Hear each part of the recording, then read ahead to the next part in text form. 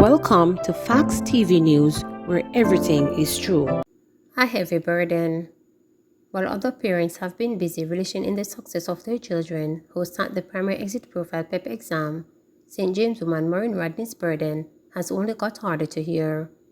Unemployed and a single mother of two, Rodney's inability to provide the basic necessities, such as transportation fees for her 12-year-old son, Rosane Shaw, who was placed at the Cambridge High School in Wall St. James, has caused her many sleepless nights, though the new academic year is yet to begin. Rosane is to go to Cambridge High School, but we cannot manage to send him so far, she stressed. The family is no stranger to financial hardships, as it had already posed a serious challenge as the boy pursued his education at the Granville Primary and Infant School in St. James, Rancho told reporters. Explaining that though the primary school is a mere walking distance from her home in Tucker, Rodney said her son has had to miss many days from school due to the lack of monetary support. Sometimes I wonder if God remember me. I know that Hiram Zane would have been a way ahead if I was sending him to school every day like the other children, but I couldn't afford it. Sometimes I don't send him to school for even a month, she said. Razane is willing to learn. He will sometimes go to school with no money or anything to eat. If I tell him that I don't have any money, he will cry, but he's still going to school. Sometimes I go to people yard and beg so he can go to school. Sometimes them shame me, but me still have to do it. Would really like if him could get a better education. Me just want the best for him, but me don't know what to do. Rodney told reporters that through the help of Good Samaritans, the family has started the process to transfer schools, which would instead see young Shaw attending the Irwin School. This, she explained, would seek to ease some financial burden as it is also within walking distance from their home. But the family has been unsuccessful in their attempt to switch the boys' school so far. As she sought to bear it all, Rodney described how her family ended up in such an unfortunate situation that has started to negatively affect her young son's education. I have a shop, but because nothing not going for me right now, and I'm going to tell you the truth, I cannot read very well, so I cannot go out there to look a job. The only time I can work is when people call me to clean their house or to wash their clothes, Rodney revealed. The mother of two continued. Sometimes it is rough, but me try to do it for them because I don't want them to grow up like I did.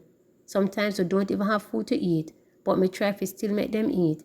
If I go downtown and somebody buy me a food, I carry it home for them. My mother said she couldn't afford to send me to school. One gentleman me find, and him send me to the Jamaica movement of the Advance of Literacy, Jamal. This is how I can spell my name and do a little thing. Me no want them get big and go through the same thing as me. This is why I am trying to make them get the education, because it is hell of a thing when you cannot reach, he said. Assistance has come to the way of Shaw through the program of Advance through Health and Education path, but his mother said this was not an easy task. She, however, wants to also be in a position where she can help her son financially. I got him on part the other day, and I had to go to the office and cry. I would love to get some help with a shop. If I could get some drinks to put in there, I would try on my own.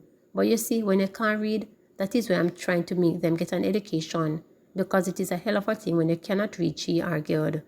For young Shaw, attending primary school without money to purchase lunch meant he had to ask friends to share their meals. Now, as the boy transitioned to high school, he questions how his family will ever be able to provide for his basic needs. If I go to Cambridge High, I know that it is not all the time I will get to go to school. The fare to go to Cambridge is a lot, so what I will eat when I come home if I have to use so much money. I want to go to a school closer, and then I can get less money, so when I come from school I will get something to eat, Shaw said. When contacted, Director of the Ministry of Education and Youth Region 4, Dr. Michelle Pinnock, stated that though she was unaware of the boy's situation, efforts will be made to ensure that his education remains a priority. She, however, noted that Irwin High School, while it may seem like an attractive choice of school for Shaw, is not equipped to provide the educational assistance that the boy needs based on his recent PEP scores. When we look at this child, we are seeing that sending him to Irwin High is not going to be of benefit to him because that facility is not available there. So we look at a child like this, we have to look at a place for him to go to where we have a special education trained profession who will be able to work with this child, said Dr. Pinnock. My office is going to be calling the mother to let her know where the child can be placed.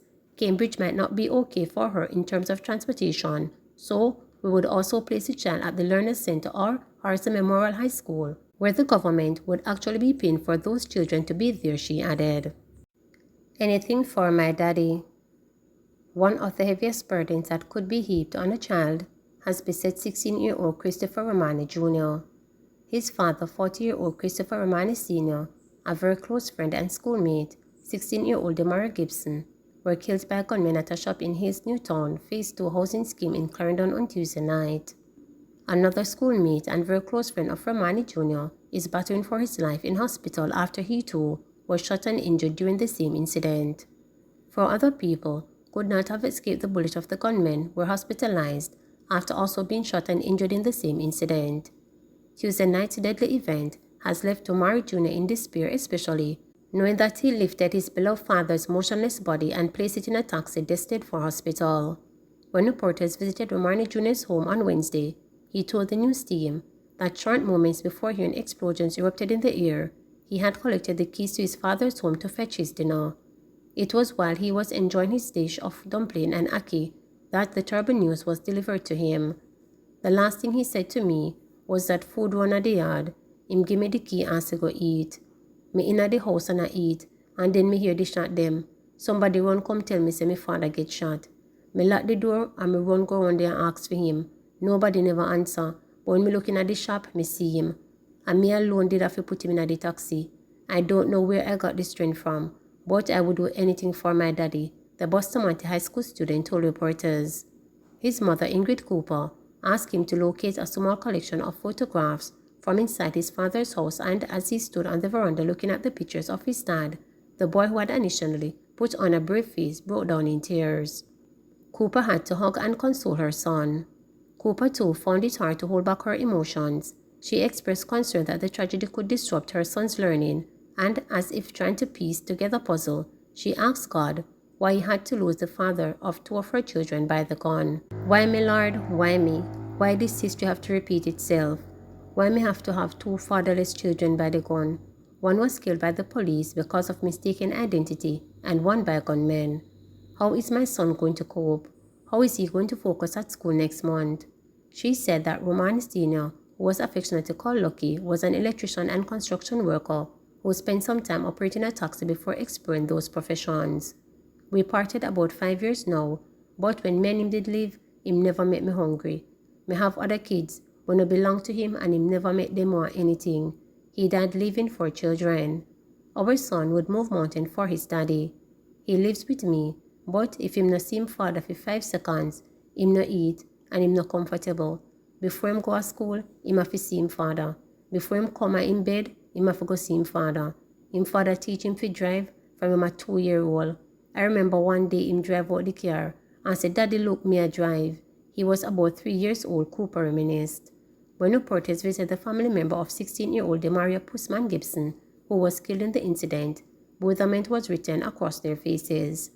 Tears ran down the face of one of his sisters as she spoke of how Gibson was killed while she celebrated her birthday on Tuesday.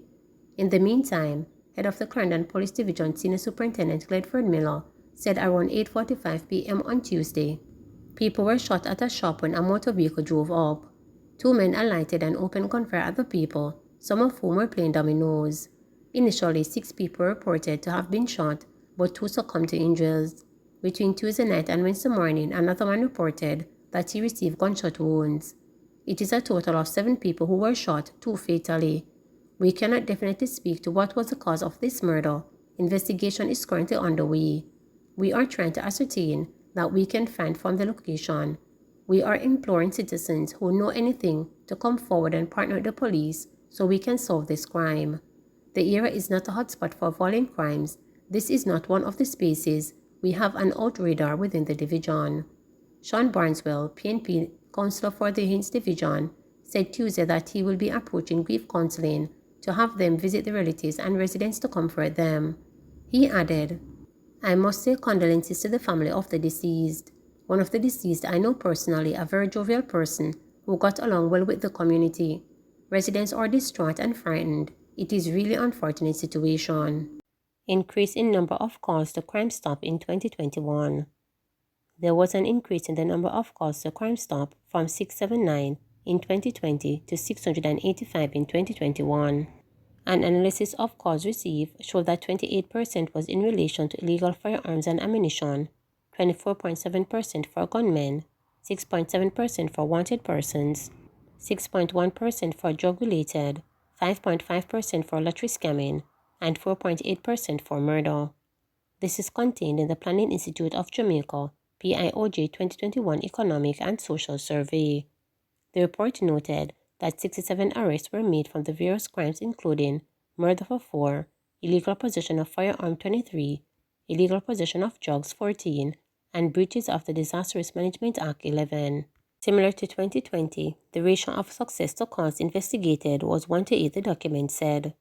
As a result of information received, the following were seized or recovered: 36 illegal firearms, 582 rounds of ammunition, 166.2 kilograms of cured marijuana, and 900 marijuana seedlings. A total of 7.3 acres of marijuana cultivated was also discovered.